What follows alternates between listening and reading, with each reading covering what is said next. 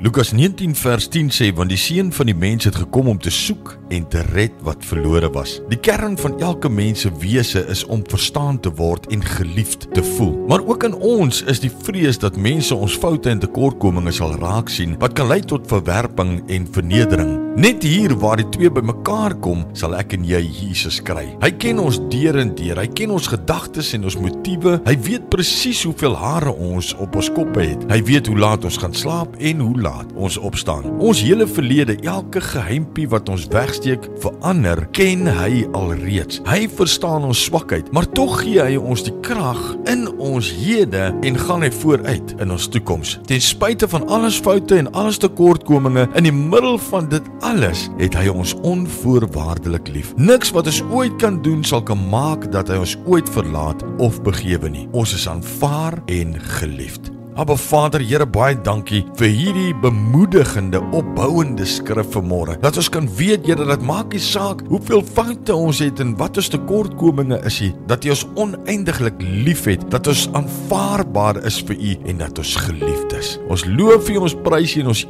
eer U in Jesus se naam. Amen.